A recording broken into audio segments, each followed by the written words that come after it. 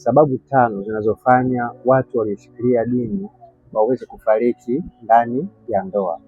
Ni vizuri zaidi kuweza kujua kwamba watu wengi walioshikilia dini, wengi wao wamefariki ndani ya ndoa kwa sababu hizi 5. Kuna utashi wa kibinadamu na kuna utashi wa kidini. Sasa watu ambao wameshikilia dini huwa wanashindwa kutofautisha utashi wa kibinadamu, hali ambayo inapelekea kufariki ndani ya ndoa.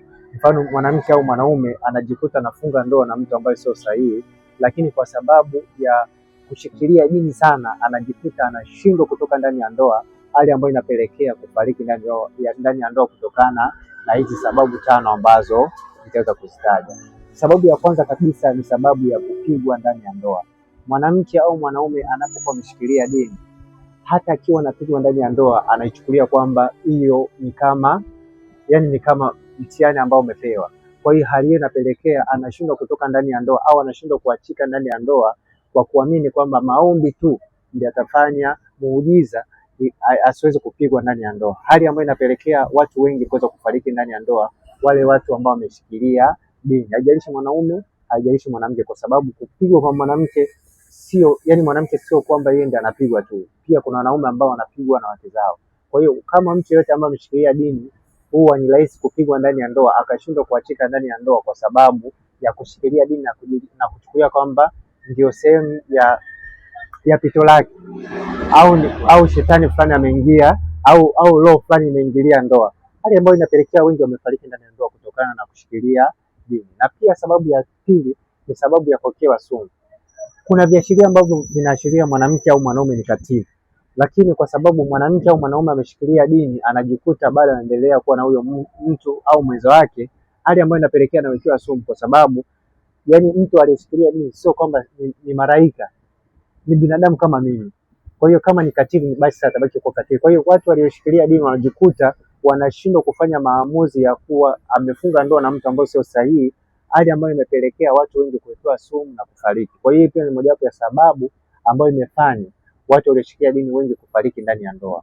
Na pia sababu ya 3 ni sababu ya kumfumania mwanamke au mwanaume. Sio kila mmoja ana uwezo wa kustahimili yale maumivu, hajaishi mwanamke, hajaishi mwanaume.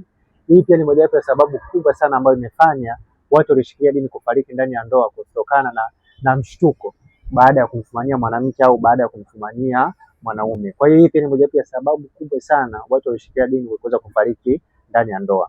Na pia sababu ya 4 ni sababu ya kugundua mtoto au watoto ni wa nje ya ndoa. Haijalishi mwanamke, haijalishi mwanaume. Mwanamke anaweza akagundua kwamba mumewe amezaa nje ya ndoa, ama mwanaume akagundua kwamba kuna mtoto ambaye ni wa nje ya ndoa. Kwa hiyo hali hii pia imefanya watu walioshikilia dini kuweza kufariki ndani ya ndoa kutokana na kushindwa kuachika ndani ya ndoa, na hali hiyo ikawa inamtafuna, kitu hicho kikao kinamtafuna, hali ambayo imepelekea wanaume au wanawake wanaopenda sana dini au wanaofia dini kuweza kufariki ndani ya ndoa. Na pia sababu nyingine ya mwisho kabisa ni sababu ya kulazimishwa kuingiliwa kinyume na maumbile kwa mwanamke.